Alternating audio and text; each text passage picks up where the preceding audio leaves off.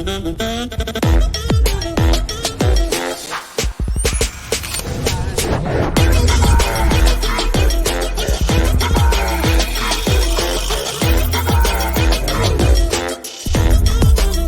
share with you experiences, stories, and inspiration to continue our mission to help others through movement and wellness. And I can't wait to continue exploring the impact you have in this world at Optima 2022.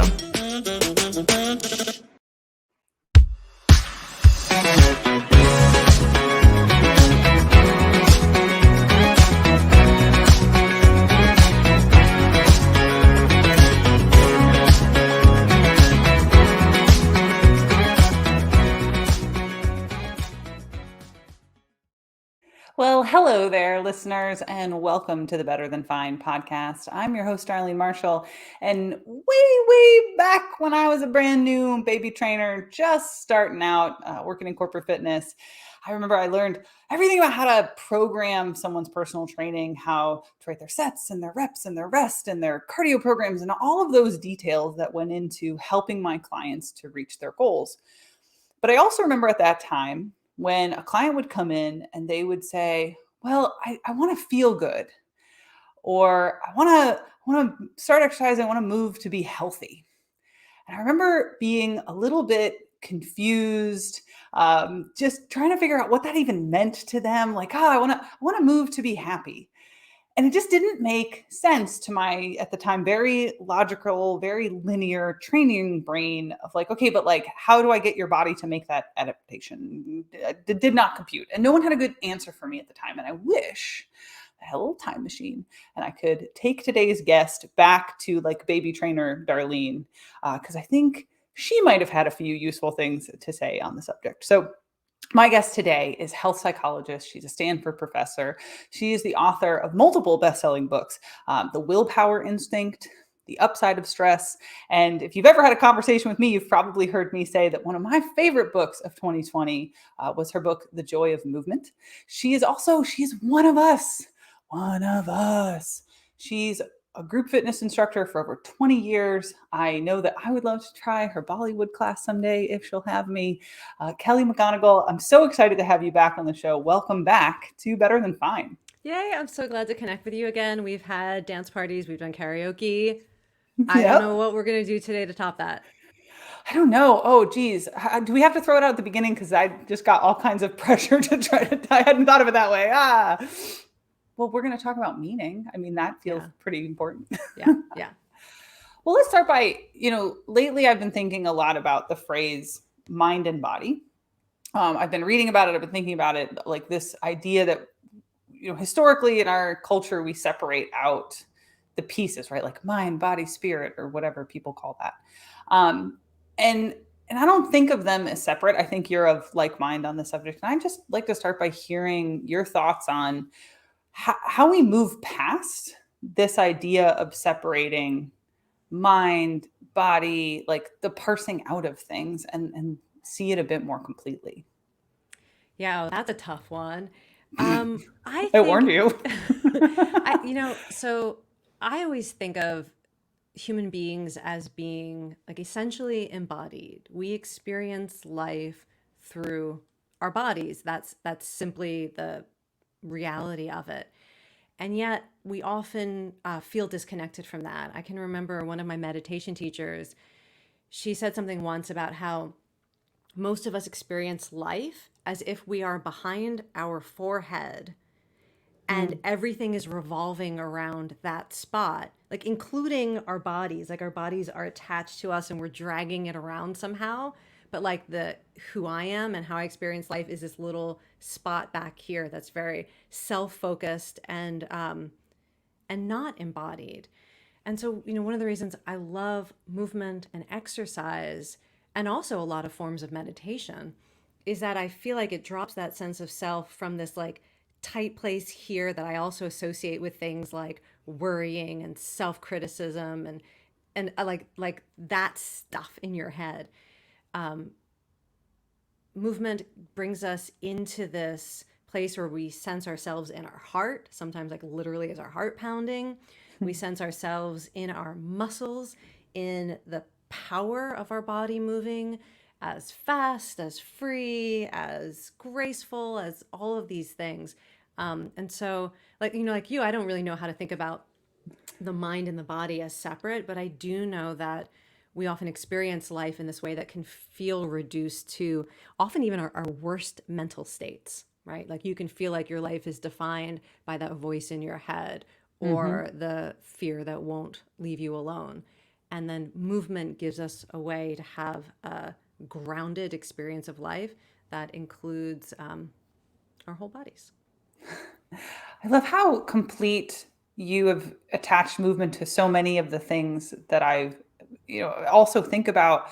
I've had a very similar experience. I think the first time it really became present for me was doing like one of Sam Harris's meditations where he talks about moving consciousness through the body. I was like, what do you mean? It's up here. Like, and for the people listening, we're both been gesturing like kind of behind our foreheads. But this embodiment experience that you're referencing, it connects really strongly to me to these ideas of like everything I'm ever going to do, every thought I'm ever have, every hug I'm ever going to give, every time I do karaoke, they're going to be done through this physical vessel that my consciousness rides around in. And so I love that that is your launch off point to then talk about the power that movement has to connect all of those experiences together. Yeah, it really resonates with me too. So how does that then, if we took the time machine back to like baby trainer Darlene, What year are we going to, by the way, just so the soundtrack in my head is correct? 2012, what comes to mind? 2012. That's barely going back in time. Okay. I had a whole career before this one. It's a pretty good era for music. Dance pop was starting to really like hit its peak again. Okay, I'm ready. I got it. I just had to make sure I knew what I was listening to in the DeLorean. What are we listening to? What are we listening to on the training floor in the West Village? In 2012, probably, maybe Gaga. Probably Gaga. Yeah, that feels right. That feels okay. Like a so time Gaga is soundtrack. Jamming in my very corporate luxury gym in the West Village. I'll let you extrapolate from that information where I was.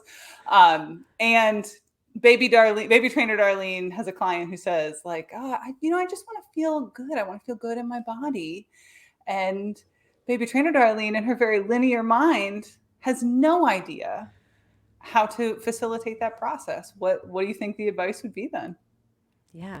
Well, there are a couple of things I can think about. One is, I'm a psychologist, so I am going to be very interested in what that client means by good. Like, I'll have that conversation. Like, what would feel good? And I might even toss some ideas out. Like, would it feel good to feel relaxed?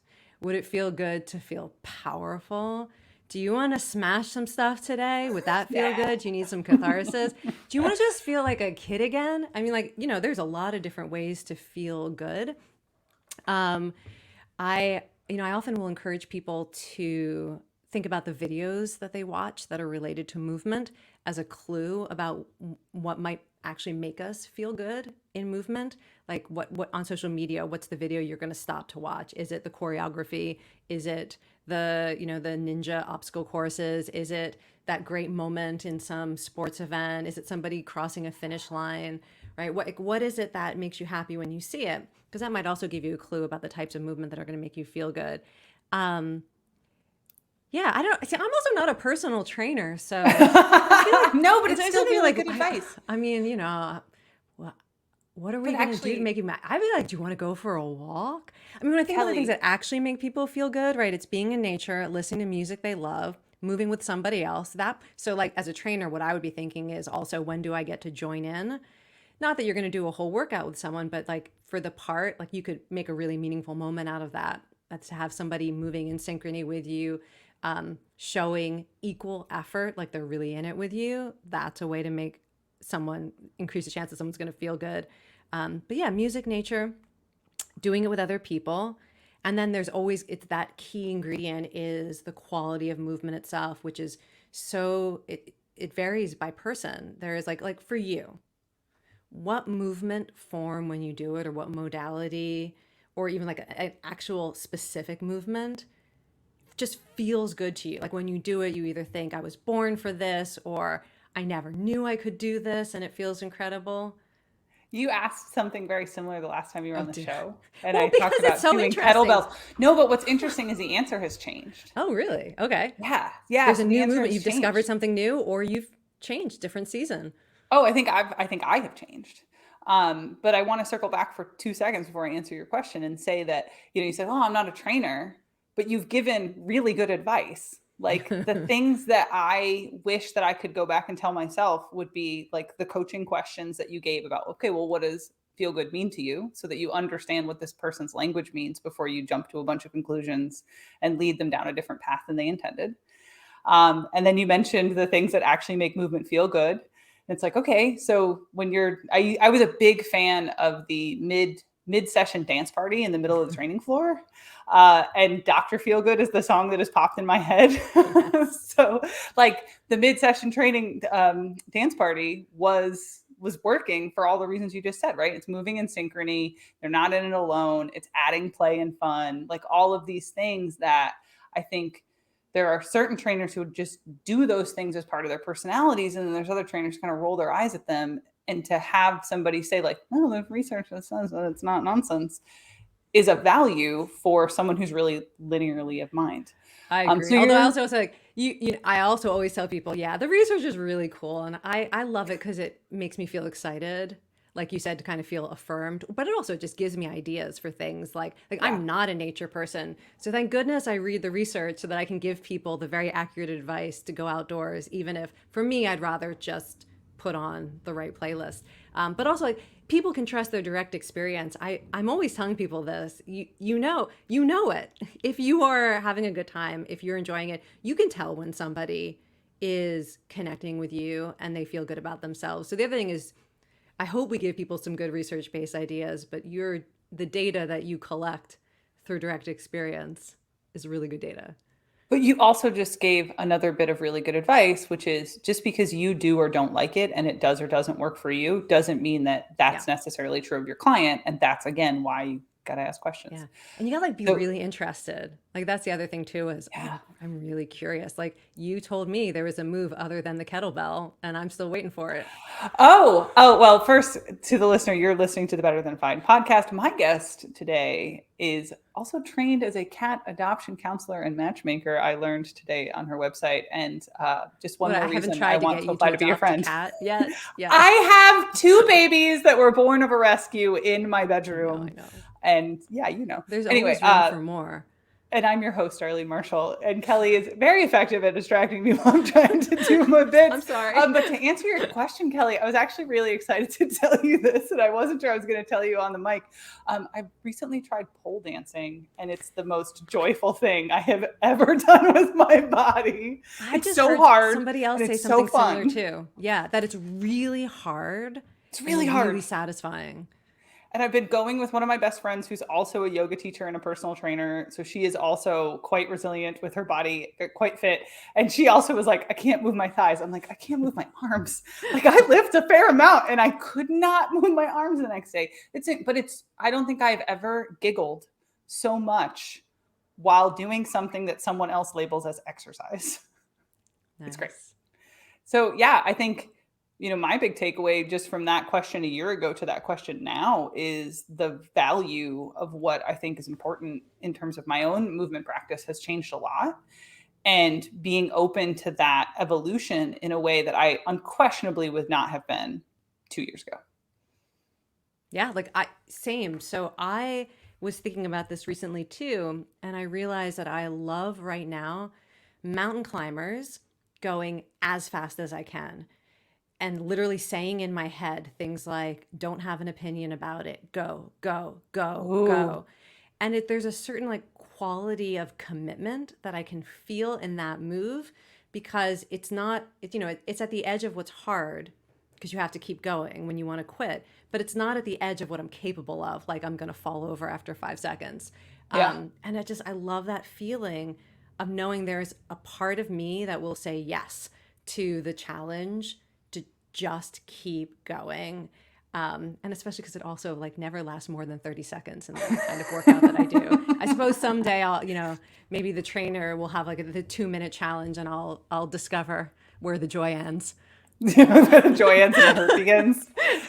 Oh man, I love the idea of don't have an opinion about it, because I definitely experienced that in my new practice of pole dancing, where like the part of my brain that wants to think about perfect form and biomechanics and muscle attachments and whatever, has to shut off at a certain point for me to pick my feet up off the floor and swing around and see what gravity does, right? I can't have this like perfect biomechanical leverage if I'm going to be immersed in the experience of it. Yeah, it really challenges that part of me that wants to control the ideal environment Yeah. for myself or for others. Yep. Like there's a lot of times where we can't do that, and you just have to say yes to reality as it is. And so I think of that as like my practice of embodying that. Oh man, I want to take this whole episode and bring it back 10 years, because I feel like we're pulling out a lot of just solid advice for being an embodied human, not necessarily even like how do you have stress management in your I know. exercise or And isn't whatever. it just so interesting what you can learn from movement? I mean, Yeah. it does seem a shame that, so like me too, when I was first becoming a group fitness instructor, we learned all the muscle attachments and everything, but nobody ever asked me, how does it feel to do this movement? Or what did you Mm. learn about yourself from your workout today? And so it's so nice to be truly settled in the practical movement science and then get to explore the psychology of it. Yeah, I dig that. I dig, and not just of movement, right? Of embodiment as a Hmm. whole, right? Like thinking about you mentioned meditation and mindfulness or sleep or just my own experience of stress. Like the more I'm using these tools to connect to my own embodiment, and now that I've got a deeper and deeper understanding of the science behind it, like you said, it's freedom to just explore and see where it takes me as a person, which I think makes me then a much better practitioner for helping other people do stuff. Yeah, that's very technical. Other people do stuff. Um, so one of the things that I feel like I've noticed, at least in the time since I first read Joy of Movement, and it's been about 2 years, it feels like there is a shift, not only because of the pandemic, but from many social forces. And a few weeks ago, I came across a report by Mintel about the fitness industry specifically, where self-reported motivation for exercise, we had more people exercising for mental and emotional well-being, then physical well-being, and then aesthetics. And it was the first time since they've been collecting data that wasn't the top reason, which Hmm. I think is fascinating for many reasons, but I would love to hear your thoughts and reactions, Yeah. and like why do you think that's happening, and how do we support that if we are interested in having positive embodied experiences as people and Hmm. practitioners? So I saw that too. I found it very exciting. Yeah, I mean, so my first reaction to it was, oh, good. Mine Because too. one of the things we know is that, and by the way, I grew up in the 80s in that like the peak era of exercise for aesthetic. So I totally understand it. I understand why people associate exercise with making your body look good and losing weight.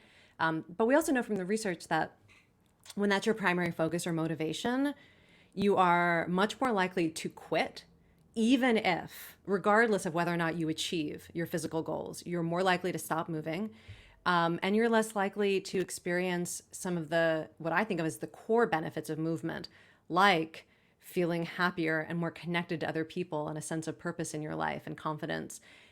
So it's a really good shift. If it's true, if that survey is true, and a lot of people are no longer thinking of exercise as primarily a way to either lose weight or improve their appearance, what that means is there is going to be more people who keep moving. So I Yes. think that that's great. The other thing that makes me think is, well, good, because also they're much more likely to get what they want. And we also know from the research that it is much easier to get mental health, emotional, and social benefits from movement than it is to achieve, drastic physical appearance changes.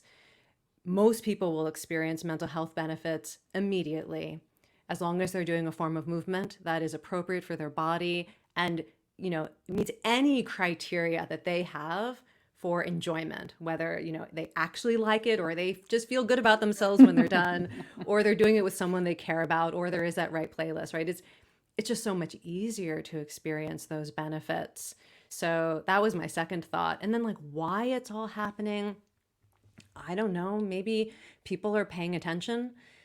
I know that, I was part of a study during the initial pandemic where a lot of people were talking about how they felt for the first time that running was really important for their mental health. There was a study that was looking at runners and their experience.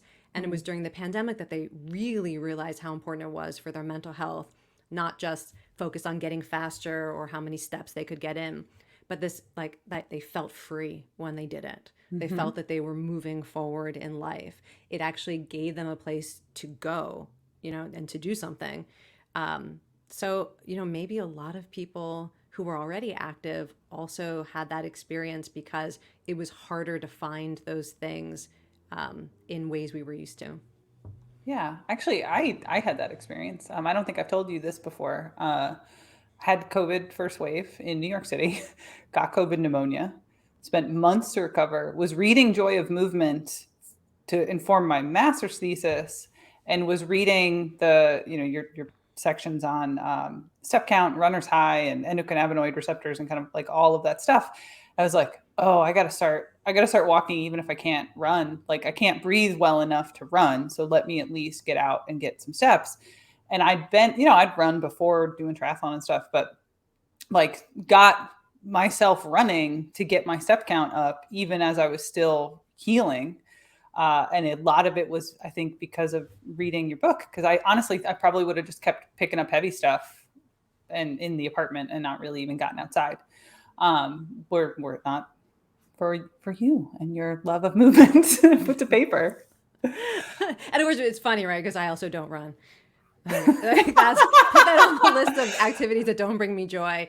But runners. But you can dance. Stories, but I can dance. Yeah, that's what I learned is that many runners have amazing relationships to running. So that book is so full of stories about running because I loved listening to runners talk about running. Well, but I think the other thing that you just said that's really resonating for me is that, I think I get really stuck in what movement do you like? What movement do you like? And let's have you do that. And that'll be your happy movement stuff. But what you just pointed out that I don't think I've really connected personally before is it's not just about what movement do you like. You could like the playlist. You could like the person you're doing with it. You could like the way you feel afterward. And attaching to those positive emotional experiences is good enough if you don't necessarily like, kettlebell swings and pull-ups. Yeah, and actually, it's such a great orientation to life. So I'm interested in the psychology of happiness in terms of how people define a good life and how they define happiness, and also how we create memories that we turn into positive stories that we tell ourselves, often even about events where a lot of things went wrong and weren't that great. And so I'm always interested in thinking, well, how can we design movement experiences to make all of that more likely? That again, the experience itself, it doesn't have to be about avoiding discomfort. It's not about avoiding failure. There can be moments where everything is awkward or it's not what you would have chosen. And yet, if we get the framing right, it's going to become a memory that you savor because there was a moment in it where you surprised yourself in a positive way, or there was a moment in it where somebody praised you in an authentic way and you knew it was real because they saw something in you that was true and they said it and you felt it. And so there are all these things we can do so that at the end of whether it's a workout or a vacation where half of it went wrong, but some of it was point good, end. right? We our memories, we just start to construct these stories. And that's also one of the things we know about why people stick with exercise is it's often not if you ask them how they feel right in the middle of it. We give them a little bit of time and then ask them to tell you about it. And if you can get them to tell a story that makes them feel good, that makes them want to do it again, that's the sweet spot. That's the sweet spot. Yeah. So that little client interview at the end where you're getting them to tell you all the good stuff is important. That's an intervention, not just for your business. Well, for and for them. anybody who hasn't studied psychology and hears that word intervention and thinks of that TV show, that's not what we're talking about. We're talking about any tool that you I use know. in psychology is, It's we that's call funny. it an I intervention. love the word intervention because for me it's like it's similar to like invention. Like you're going in and you're tinkering with something Yeah. and you're going to get a result that's really exciting. That's all. Yeah, we're not trying to I like change or fix people. Yeah, nope, that's not what we mean. Especially the positive psychology space. Positive interventions are like, here's the thing that's going to make you feel good. Yeah. But listener, hopefully this is making you feel good. You're listening to Better Than Fine. My guest today is Kelly McGonigal. We are talking about movement and embodiment. Really, we're going to talk about stress in just a second. I'm your host, Darlene Marshall, and Kelly is also, check this out. She was the first person ever named by, I'm going to get this so wrong, named the first ever O Visionary Person by O Magazine for her ability to, in quotes, transform scientific data to wisdom. Can I tell you a funny story about that? Yeah, I was Yeah. the first. And Oprah was planning on having a visionary for every month of 2020. So I got to be January's. And let me tell you, 2020 went like, and they got Not they according snuck to plan? They snuck a few more in. I think Michelle Obama was the last. And then like that whole thing just disappeared. I think they were done with the visionaries. So it's like you and Michelle Obama are the two visionary people.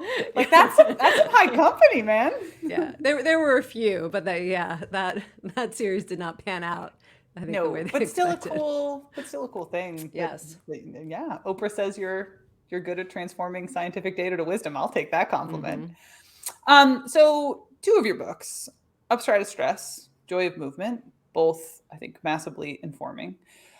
But I think they relate in a relationship to movement and how we experience and process stressful things in our lives. And I think more and more people are waking up to this idea.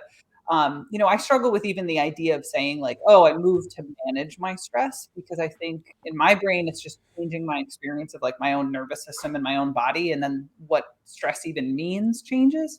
But I'm very curious to hear your thoughts about like that relationship and what that really looks like in people as they're unfolding their lives and their own embodiment. Yeah, I mean, so many ways that movement can change your experience of stress. Some of it actually is like just very biochemical. So we know that chronic stress, traumatic stress, just day in and day out stress can create changes in your brain and in your body that increase your suffering, whether it's depression and anxiety, it's inflammation, it's all of that. Like, stress can do a number on you, and exercise basically reverses a lot of those biochemical changes. So one way I think about it is it's just good medicine that you can choose for yourself, and it all works. It's not like you have to swim or you have to lift weights or you have to run or you have to stretch. I mean, basically all movement is going to have a set of changes to what's in your blood, what's happening in your brain that make you more resilient to whatever is going on in your life. So if you can't fix your life and you can't change the world, there are things you can do that really defend against some of the worst typical outcomes from chronic or traumatic stress. So I think like that's an important way to think about it.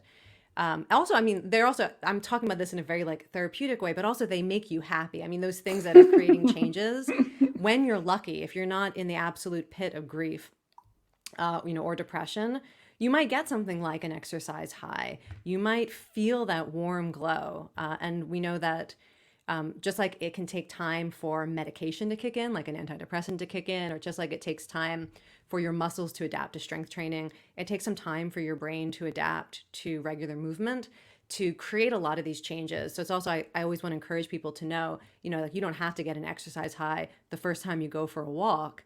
That doesn't mean that your brain will never reward you for moving. Your brain has to get used to it and learn how to do it. So there's an adaptation sort of time window, at least a few weeks.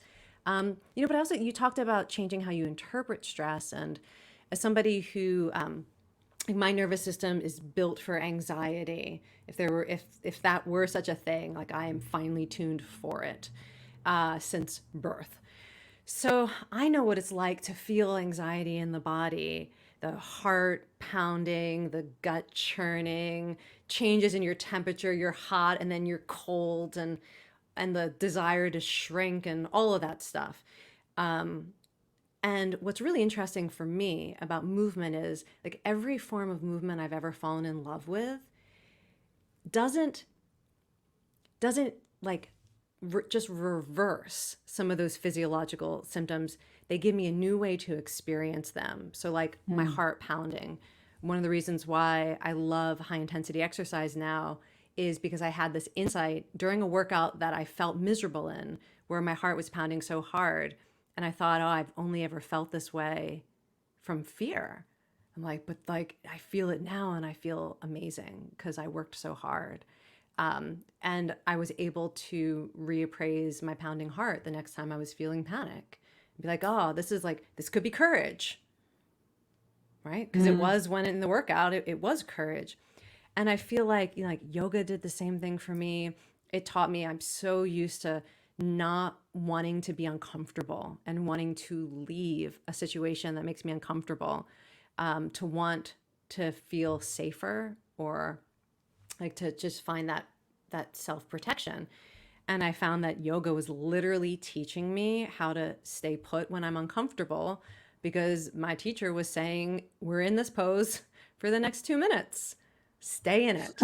Hang out. And like the whole thing was like, oh, how do you stay in a pose that's uncomfortable if you are choosing to because you think there's a reason to be here? I mean, that's the whole thing about yoga too. What's great about it is it's not great if somebody's like standing on you and saying you're not allowed to come out of the pose. But if you're like, oh, forward bend, I know it's increasing flexibility in my back body, and it's also teaching me how to relax in interesting ways, and it's deepening my breath. Like there's a reason to be here. So how do I work with my mind so that I can feel okay about being here? I can choose to be here. And that's another way that movement has helped me deal with stress. So I can change my relationship to discomfort. I mean, there's so many ways.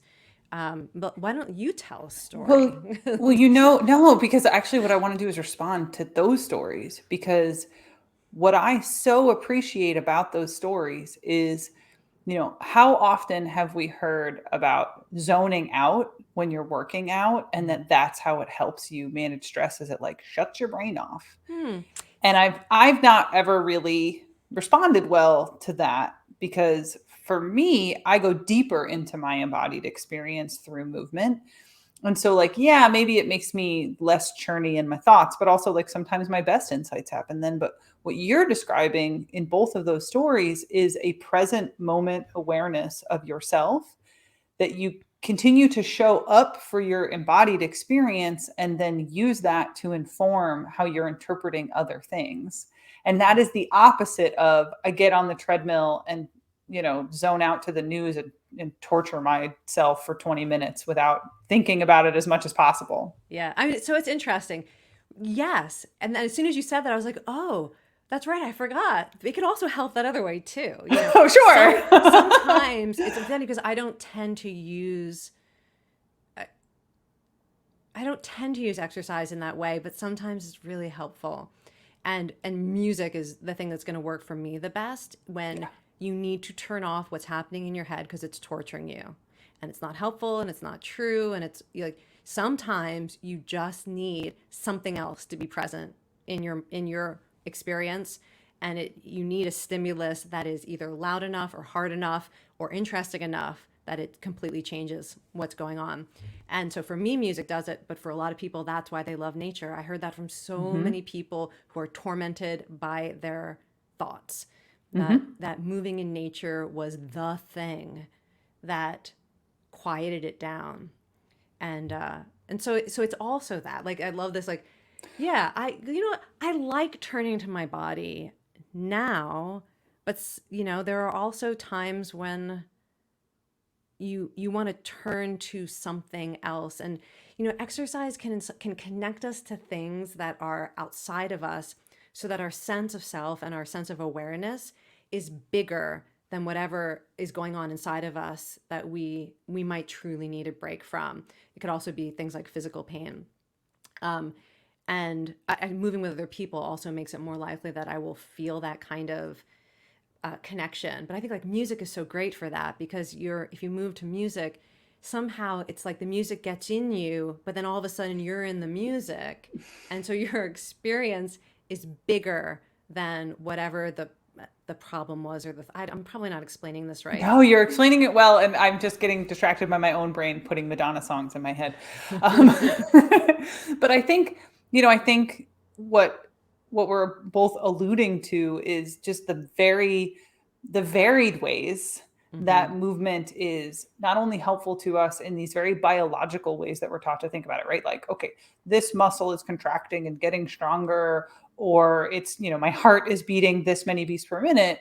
But there are all of these other physiological and emotional processes that show up when we move in a variety of ways. And I think it leads in pretty nicely to this other thing that I want to talk about with you. Like, last time you were on the show, you talked about, the ways in which movement has allowed you to express and connect to different parts of yourself and what that's meant to you. And I think you've just shared a few more stories there. And of course, thank you for that. This year you are the keynote speaker for NASM's Optima conference coming up October 16th. I think it kicks off like that. It's a 3-day conference. It's online. It's free. You should come, listener, come listen to us make words with our mouths. But you're going to be sharing a bit about movement and meaning, and you're doing it through other people's stories. And I know I'm particularly excited to hear it. But can you share with us a bit more about this relationship to meaning and movement, and give us a little plug for your keynote? Yeah.